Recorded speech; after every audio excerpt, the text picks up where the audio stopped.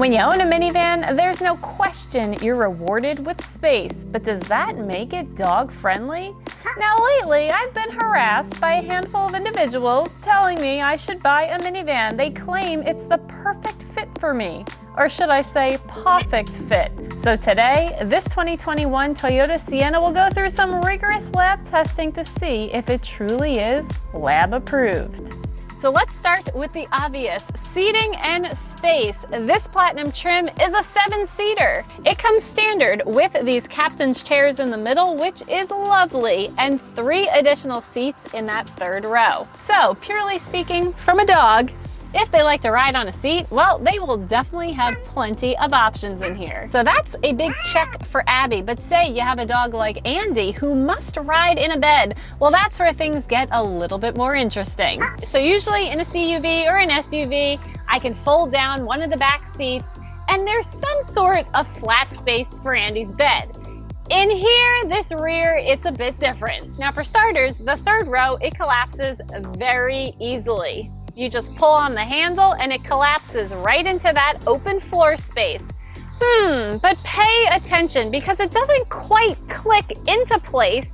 So it does bop up a bit, which is a tad peculiar. And if you see the floor, it's really not flat. You have gaps and seams, hardware, and it starts to dip as you go towards the tracks in the floor. So Andie's bed, it fits, but let's just say it's not on the most firm foundation, which means if I start driving around, Andie's not going to be the happiest camper. And let's say you drive around with a crate in your car. Well, you're going to have to figure out a way to fill in some of the gaps. The other thing with the seats down, because everything is exposed, it's going to get pretty scratched up. If we were in an SUV, we would be able to easily put a rubber cargo mat down to protect the area, or 2nd row seat back protectors.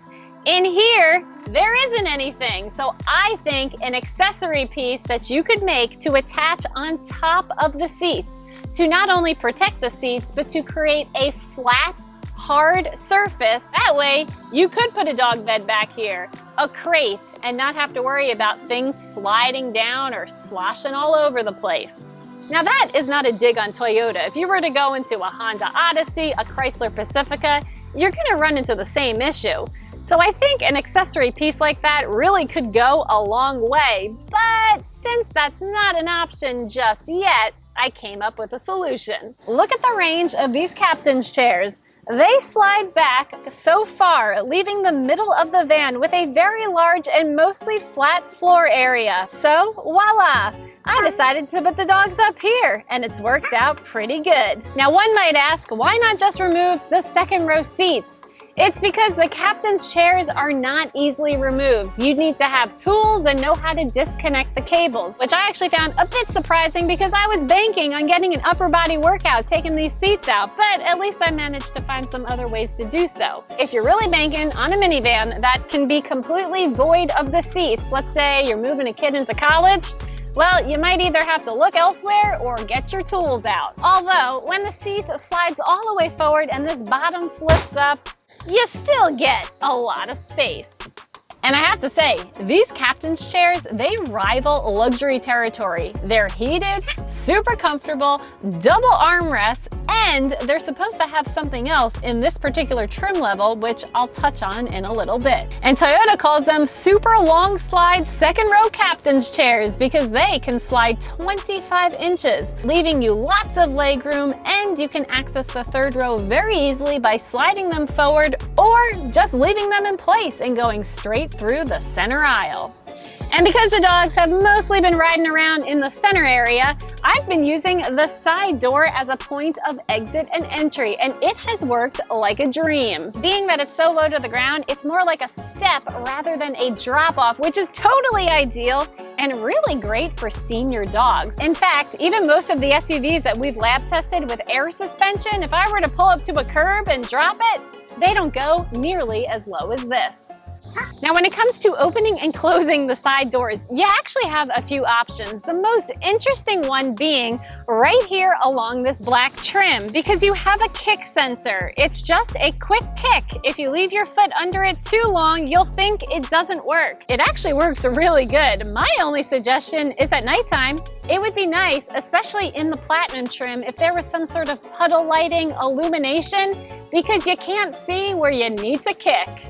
Also, in general, the sliding door, it is slow, and slow doesn't necessarily equate to safe when you have a dog that's trying to jump out. And sometimes when you pull on the handle, it doesn't engage right away either. So I've actually found the kick sensor to be the most responsive way to open the doors, or you can hold the key fob, although that's usually in my bag and not as handy.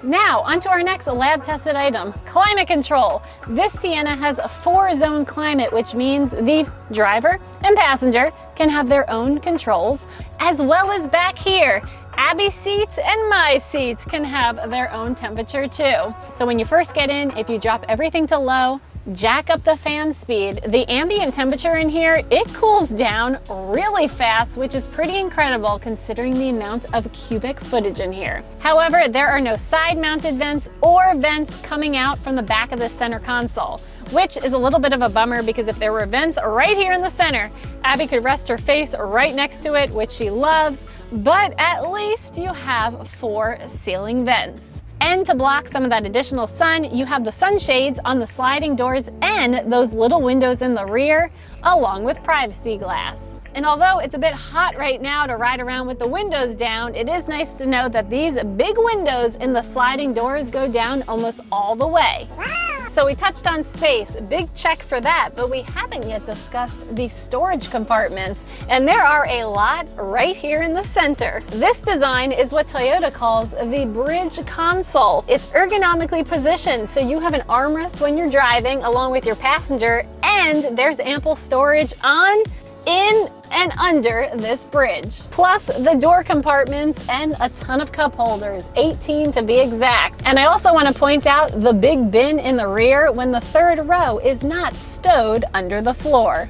It's quite lovely and very deep. And another accessory I'd like to see is a tray that you could actually put on top of the opening, so you could store some things underneath and then have some other things on top, so it's not this big jumbled mess. Now, another feature that makes this Sienna shine when it comes to a dog is when you go to turn this on,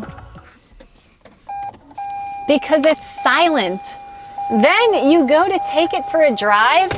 This is so smooth and really quiet too, which will help many dogs feel at ease when on the road. Now, all Siennas come standard with a hybrid powertrain regardless of trim.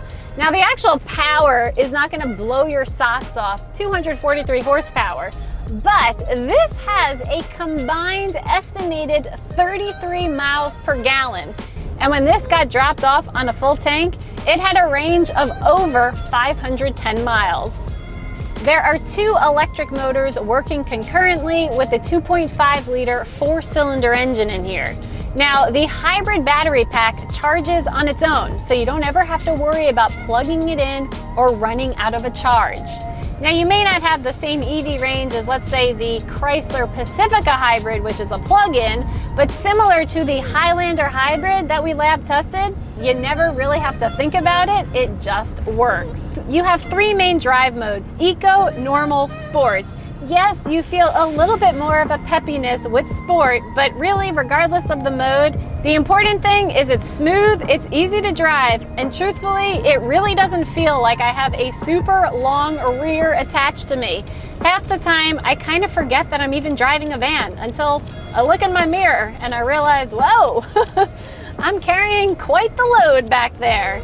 This also has all-wheel drive, so other than the Chrysler Pacifica, that really sets this Sienna apart. And it uses electronic on-demand all-wheel drive, so basically it has a separate independent electric motor to power the rear wheels when additional traction is needed. And of course, the all-wheel drive is just going to give it a better handling feel, which if you live in snow country, that is going to be a huge plus. Also, these seats are very comfortable, which makes this whole experience even better. Plus, the steering wheel you can adjust electronically. The infotainment system, it's easy to use when you go to plug in for Apple CarPlay and Android Auto. The display is gigantic. It definitely made me smile the first time I looked at it. The icons are so big, it's like super large print. There's a total of 7 USB ports and you have both Type A and Type C, which is great.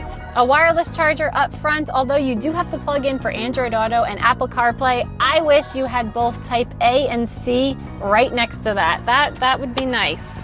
And if you got to talk to your passengers or your pups back there and you don't feel like screaming, this has something called Driver Easy Speak.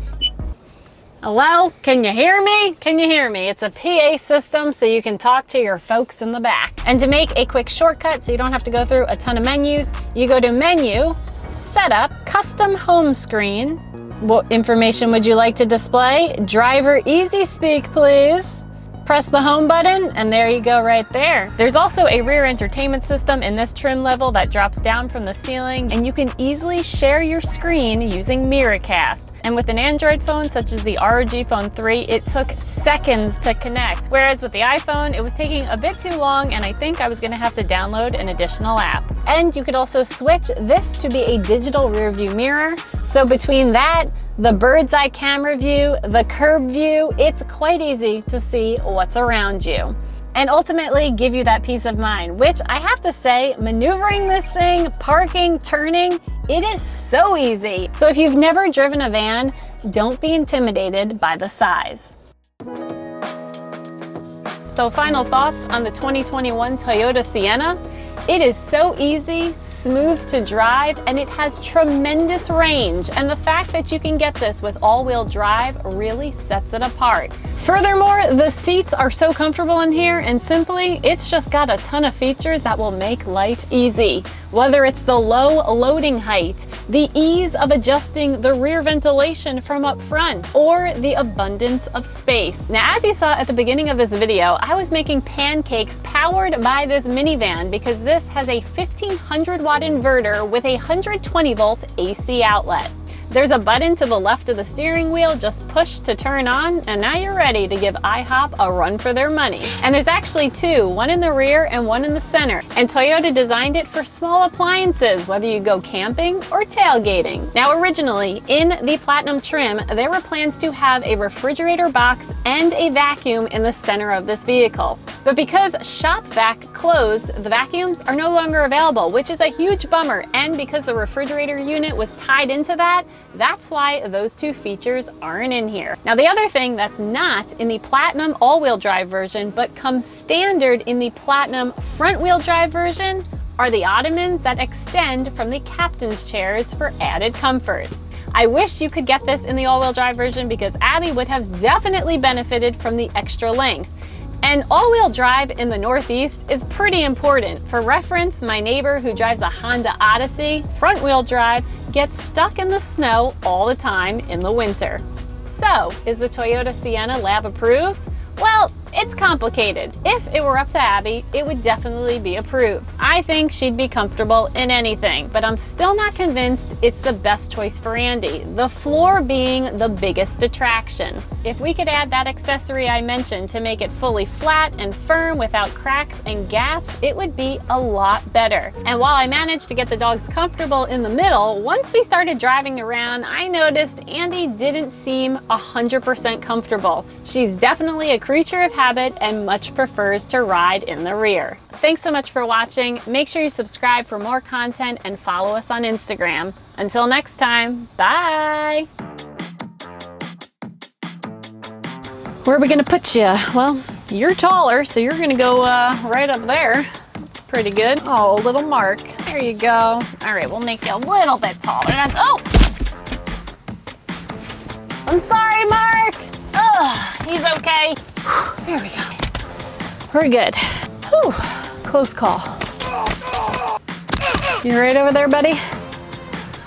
Whew. Good collab.